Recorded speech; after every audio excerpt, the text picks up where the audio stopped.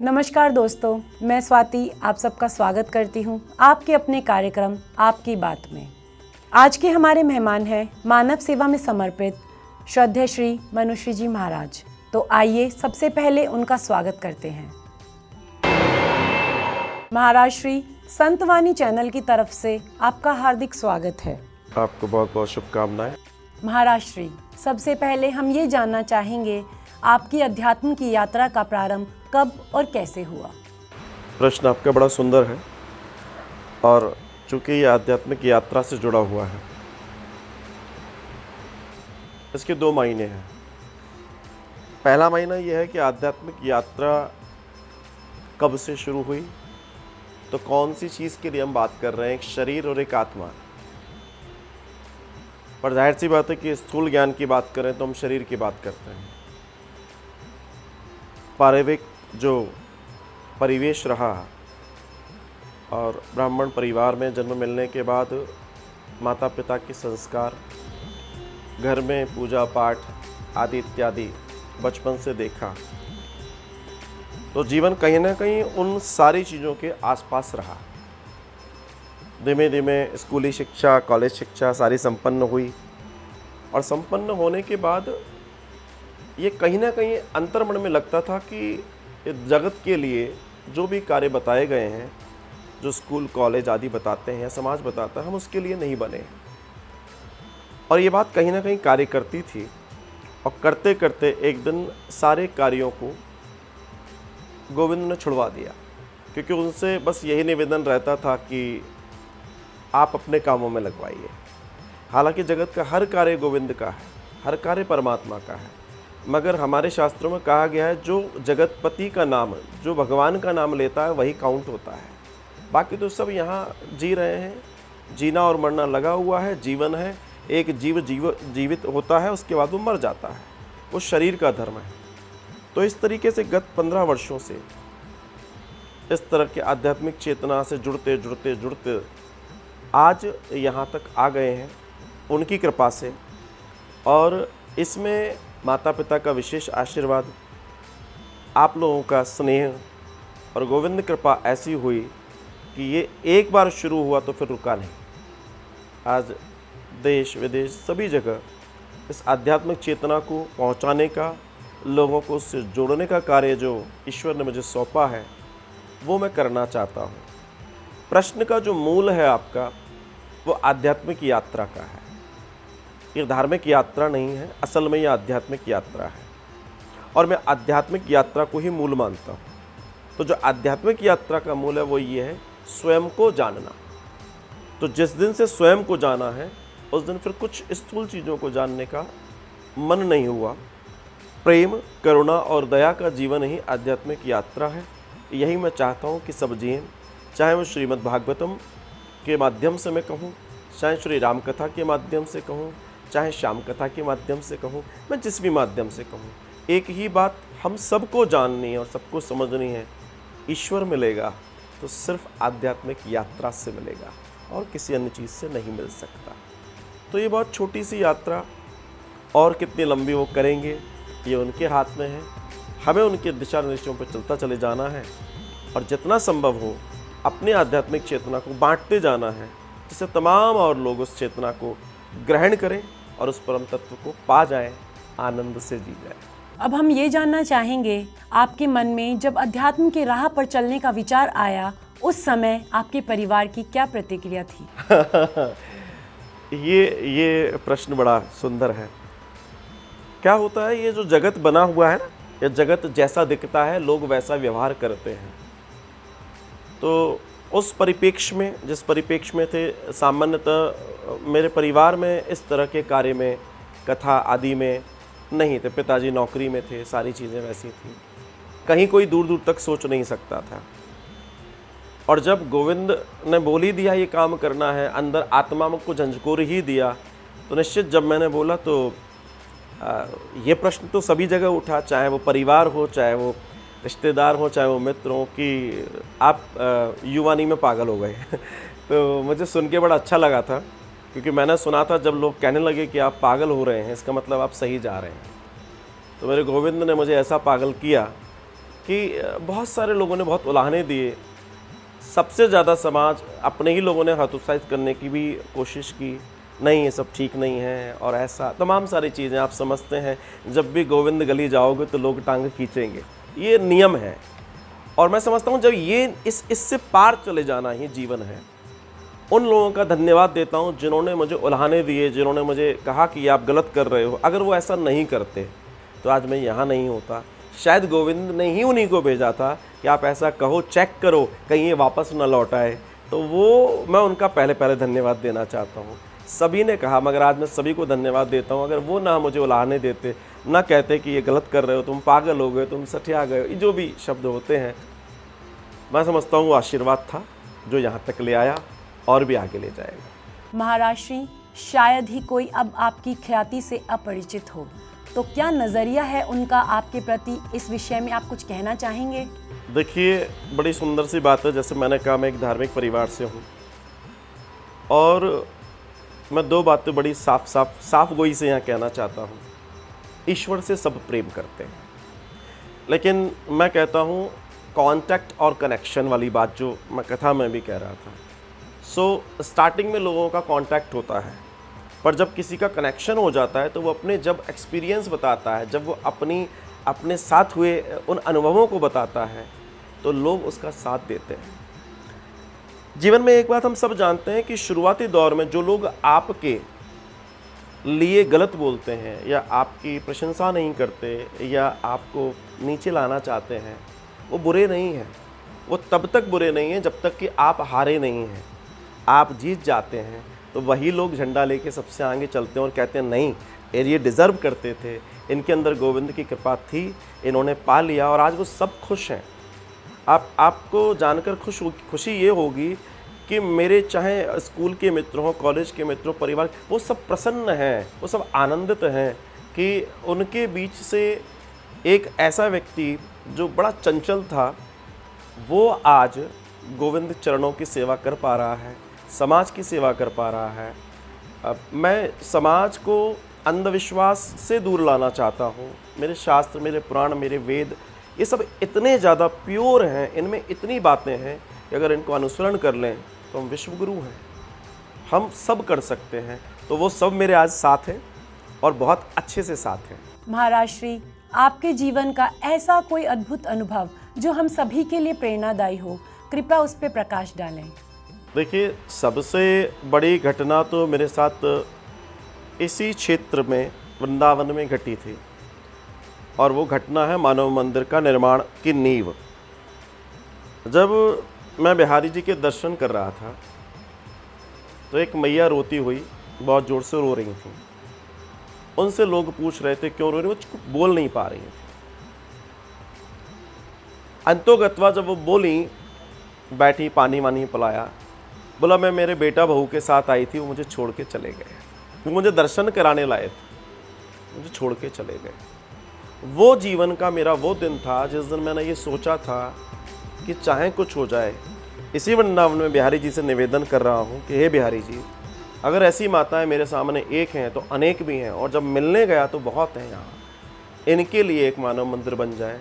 मैं समझता हूँ आपकी जो भी यात्रा हो, उस यात्रा में अगर आपको ऐसा कुछ मिल जाए जिससे समाज का कल्याण हो, जगत का कल्याण हो, लोगों का कल्याण हो, उससे बड़ा जीवन नहीं है। आप अपने लिए क्या करते हैं ये मायने नहीं रखता, आप आपसे औरों के लिए क्या करते हैं ये मायने रखता है। आज मैं उन वृद्धजनों के लिए एक विचार उस दिन आया कि मानव मंदिर, और देखिए उसी समय मानव मंदिर शब्द आया। मानव मंदिर मतलब मंदिर होता है, वृद्धाश्रम होता है, अलग अलग शब्द होते हैं, लेकिन शब्द आया मानव मंदिर, जहाँ मानव की पूजा हो।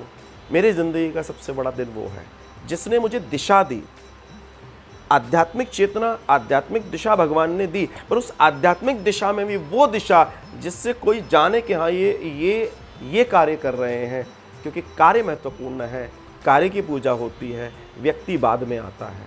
आज उनको सुख मिल रहा है, उनके लिए हम तैयारी कर रहे हैं, कल को वो सब रहेंगे, उससे बड़ा आशीर्वाद कुछ नहीं हो सकता। मेरी ज़िंदगी के लिए उससे बड़ा कोई और लक्ष्य भी नहीं है।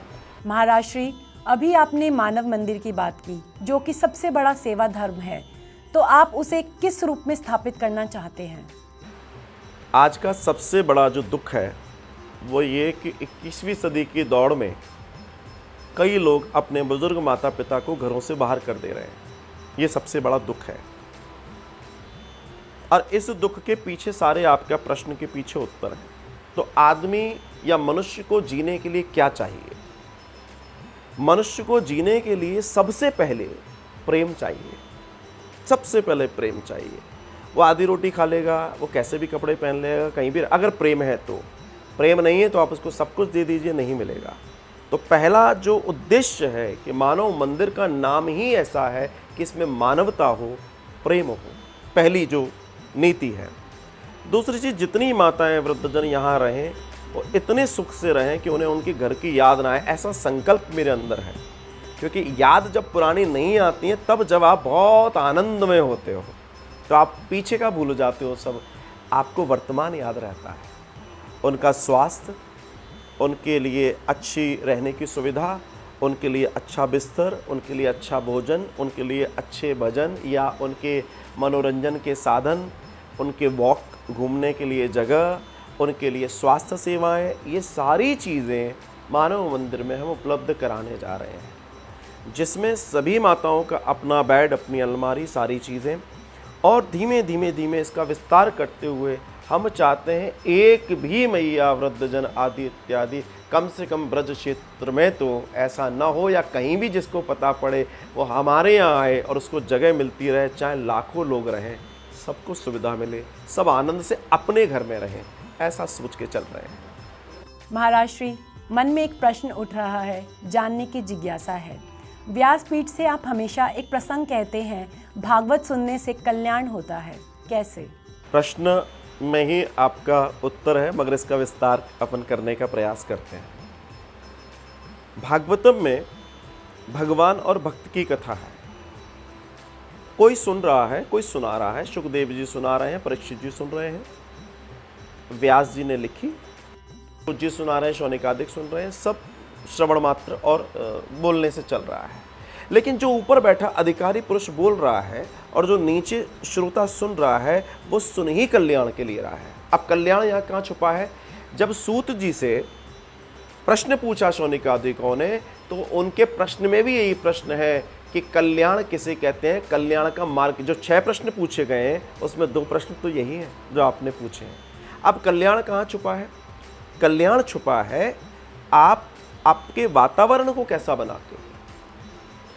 अगर आप कल्याण की बात करें तो आप इस भौतिकवाद में कल्याण ढूंढते ढूंढते थक जाएंगे, मिलेगा नहीं। पैसा मिलेगा, लग्जरी मिलेगी, सब कुछ मिलेगा, कल्याण नहीं मिलेगा। कल्याण मतलब सुख, कल्याण मतलब शांति।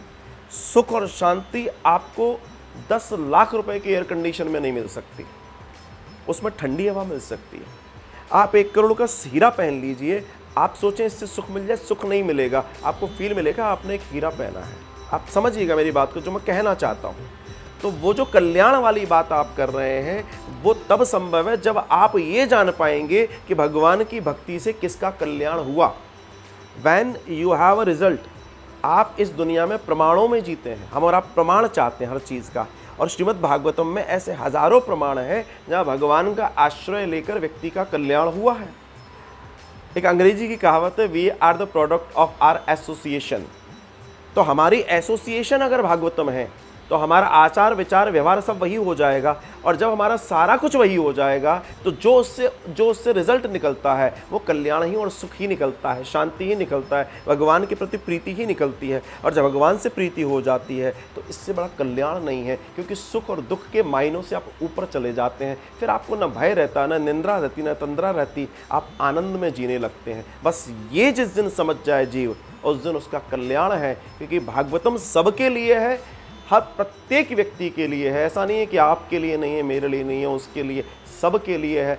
बस व्यक्ति समझने का फेर है, कैसे समझता है उस बात को। यूँ तो राम कथा, भागवत कथा सभी के लिए कल्याणमयी है, लेकिन आपका ध्यान विशेष रूप से युवा वर्ग पर है। इसके पीछे कोई खास वजह? देखिए, आज भारत की सबसे बड़ी आबादी युवा है। आज 2 चीज़ें बड़ी प्रचलित हैं कि आपके पास लिटरेचर सब जगह अवेलेबल है, और आजकल ऑनलाइन गूगल पे सब अवेलेबल है। मेरी बात, युवा का प्रश्न आया है तो मैं आपको बता रहा हूँ। ये हम सब जानते हैं कि पढ़ने से सिर्फ नॉलेज आती है, नॉलेज को आप ज्ञान नहीं कह सकते, लिटरेसी नहीं कह सकते। आज का युवा समझदार है, पढ़ा लिखा है, योग्य है, दया है, सब है उसमें, लेकिन उसको ट्रैक जो हम बात करते हैं भागवतम की, अब ईश्वर के प्रति अगर जैसे आज की जो दौड़ है, स्कूल में सिखाया जाता है बेटा आप अगर ये कर लोगे तो आप जीत जाओगे, आपको भी सिखाया गया होगा। एक दौड़ होती है जिसमें ये होता है कि आप तभी जीत सकते हो जब आप किसी को हराओगे, ये आप समझते हैं। तो हमारे स्कूल, हमारे विद्यालय क्या सिखा रहे हैं? आप जीतिए। जीतने का मतलब किसी को हराइए, और जब हराने की बात दिमाग में बैठ जाएगी तो आपके अंदर मर्म खत्म हो जाएंगे, और जब मर्म खत्म हो जाएगा तो मानवता खत्म हो जाएगी, और तब आदमी की संवेदनाएं भी खत्म हो जाएंगी। मेरा तात्पर्य ग्रंथ से, भागवत से जोड़ने का ये है कि अगर आपने ईश्वर को जान लिया, उस परम को जान लिया, तो आपको कुछ जानने की जरूरत नहीं है, सब आप स्वतः जान जाते हो, क्योंकि आप में दया प्रेम करुणा नहीं है तो आप मानव नहीं हो। आप प्लास्टिक मैन बनकर रह जाएं, वो मैं नहीं चाहता। हमारे यहाँ चाहे कोई आप विज्ञान, केमिस्ट्री, फिजिक्स, भूगोल, खगोल जो भी आप लेना चाहें वो हमारे शास्त्रों में है ना, और यहीं से निकला है। पर उन यूथ को ये बात नहीं मालूम। मैं कनेक्ट करना चाहता हूँ उन्हें कि आप अगर इसको समझ के अपने जीवन को जिएंगे, आप कभी हारेंगे नहीं और आप कभी जीतेंगे नहीं, क्योंकि हार जीत से ऊपर एक और चीज़ है, वो है शांति, वो है संतुष्टि। सबको लेकर चलिए, हमारा वेद कहता है सबको लेकर चलना जीत है, और आज की शिक्षा कहती है कि किसी को हराकर जाना जीत है। दोनों में बड़ा अंतर है। इसलिए मैं यूथ को साथ जोड़ना चाहता हूँ।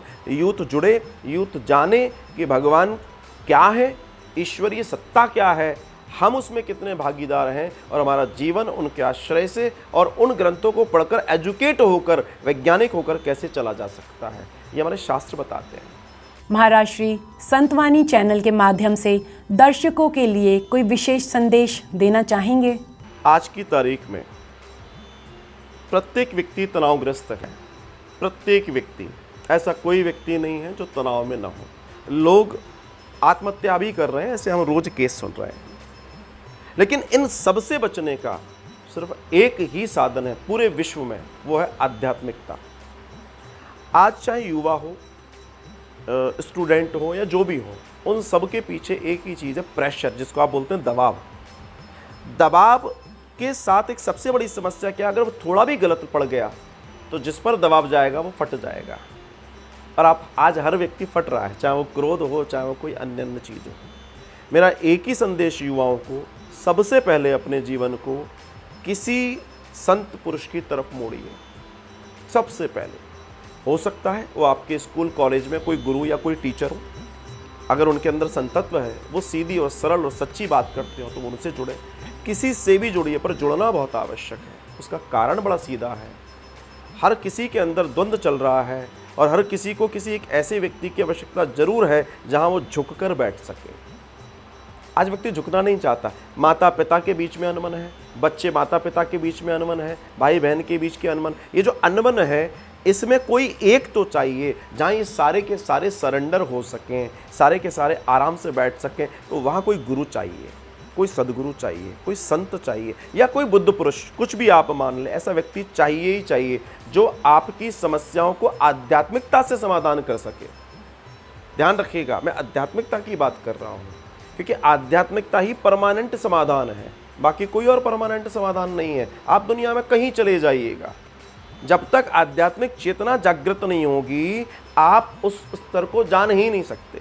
बच्चे डिस्टर्ब हैं, बड़े डिस्टर्ब हैं, उनसे बड़े डिस्टर्ब हैं। मेरे पास हजारों लोग आते हैं, सब डिस्टर्ब हैं। इसका कारण आप जानते हैं, बड़ा सीधा साधा है, क्योंकि सब अज्ञान से भरे हुए हैं। कांटेक्ट और कनेक्शन, तो मेरा एक ही निवेदन है, कांटेक्ट से कनेक्शन की ओर बढ़ें, जुड़ाव की ओर बढ़ें, आध्यात्मिकता से ओर बढ़ें। थोड़ा सा 5 मिनट ध्यान करें, ओंकार करें, चाहे जैसे आप कर सकते हैं, थोड़ी ध्वनि निकालें, कुछ प्राणायाम जरूर करें, कपालभाति, अनुलोम विलोम जरूर करें, जिससे आप में ऊर्जा अच्छी आती है, आप पॉजिटिव एनर्जी से भर जाते हैं। और सबसे बड़ी बात, अपने जीवन का एक नियम बनाएं कि हमें प्रत्येक दिन में 5 मिनट एक अच्छा आध्यात्मिक ग्रंथ का एक पेज पलटना जरूर है। मैं कह रहा हूँ बहुत छोटा सा नियम है, चाहे आप गीता का एक श्लोक पढ़िए, हिंदी में ही पढ़िए, आप प्रतिदिन ये करिए, मेरा दावा है आप 1 साल ऐसा करके देख लीजिए, आपके जीवन पूरा बदल जाएगा। महाराज श्री, एक विषय पर आप विशेष रूप से चर्चा करते हैं, कांटेक्ट और कनेक्शन। इस विषय में हम थोड़ा विस्तार से जानना चाहेंगे। कांटेक्ट और कनेक्शन, देखिए कांटेक्ट और कनेक्शन को मैंने कथा में भी बताने का प्रयास किया, लेकिन ये बड़ी वास्तव में विस्तार वाली बात है। कांटेक्ट मीनिंग, कांटेक्ट का मतलब समझें। यूथ अगर सुन रहा है तो मैं उसको भी बताना चाहूँगा।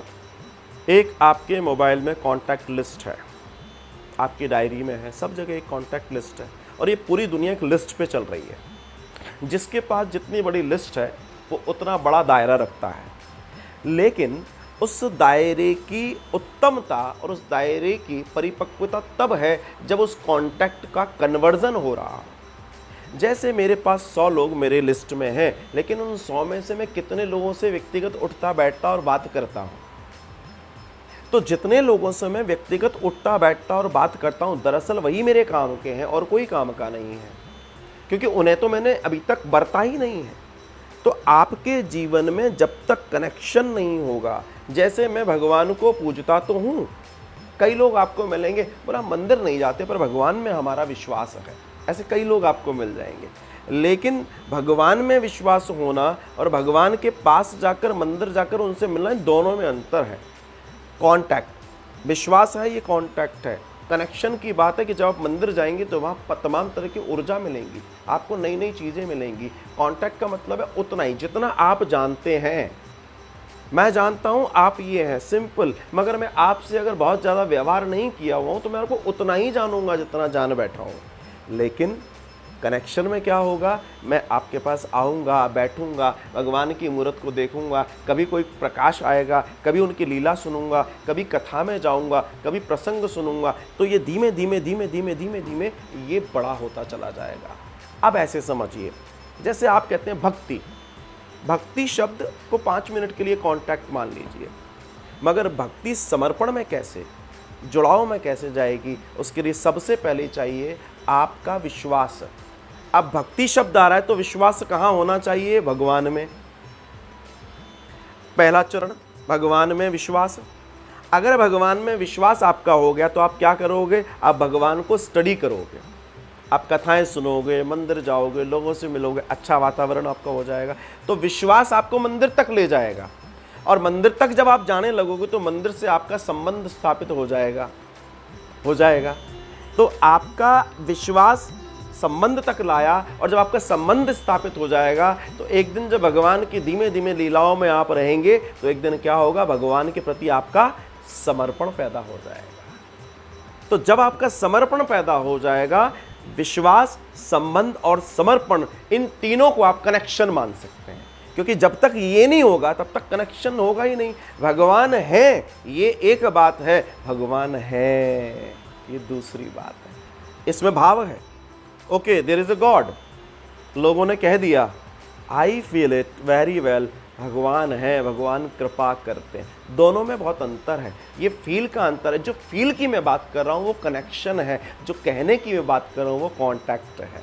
तो व्यक्ति को कांटेक्ट से कनेक्शन तक जाना है। जब तक कनेक्शन नहीं होगा, ऐसे समझ लीजिए, एक और छोटा सा उदाहरण, आपके पास पंखा तो है, पंखे का प्लग तो है, प्लग को कहाँ लगाना है ये तो मालूम है, you know it very well कि ये कांटेक्ट वहाँ होगा, मगर जब तक कांटेक्ट नहीं होगा तब तक पंखा नहीं चलेगा। उस कांटेक्ट को आपको कनेक्शन में ले जाना ही पड़ेगा। जैसे ही कनेक्शन करेंगे आपको ठंडी हवा मिलने लगेगी। बस यही सर्वत्र है, यही भगवान के साथ जोड़ के रख लीजिए, यही सबके साथ आपको परिणाम मिलना शुरू हो जाएगा, हर व्यक्ति को परिणाम मिलना शुरू हो जाएगा। महाराज श्री, एक और प्रश्न मन में उठ रहा है, आपने जो ये अध्यात्म की यात्रा प्रारंभ की है उसको आप किस शिखर पर देखना चाहते हैं? देखिए, शिखर की बात करें तो मैं तो पूरे विश्व में अध्यात्म की चेतना को देखना चाहता हूँ। मेरा एक ही लक्ष्य है, जैसे परम पूज्य स्वामी विवेकानंद कहते थे, मैं हर व्यक्ति को सन्यासी, हर युवा को सन्यासी देखना चाहता हूँ। सन्यास का मतलब भगवा कपड़े पहन के सड़क पर निकल जाना नहीं है, कंजराओं में बैठ जाना नहीं है। संन्यास का मतलब है जहाँ हो वहाँ अपने पुरुषार्थ को प्रकट करके देश समाज कल्याण के कार्य में भागीदार करना, धर्म और अध्यात्म को आगे बढ़ा देना, ये उनका संन्यास का डेफिनेशन है। और वही बात मैं कहना चाहता हूँ, हमारा आध्यात्मिक क्षेत्र दुनिया में आज भी सब में बड़ा है, लेकिन बात यह है कि आधुनिकता की दौड़ में हम सब पीछे छोड़ गए, हमें मालूम ही नहीं है। आज हमारे वेद शास्त्रों को पूरी दुनिया के कई विदेशी लोग पढ़ पढ़ के आगे जा रहे हैं, वो लोग कर्मकांड को भी अपना रहे हैं, वो सब कर रहे हैं। मेरा सिर्फ एक ही निवेदन है, मैं अपनी यात्रा इतनी ऊंचाई पर ले जाना चाहता हूँ ईश्वरीय कृपा से कि दुनिया का हर व्यक्ति आध्यात्मिक हो जाए, जहाँ कोई बैर ना हो, जहाँ कोई दोष ना हो, क्योंकि आध्यात्मिक व्यक्ति इतना सरल होता है कि उसको किसी में बैर, किसी में मैल, किसी में बुराई नहीं दिखती, वो सबके लिए सुखमय सोचता है।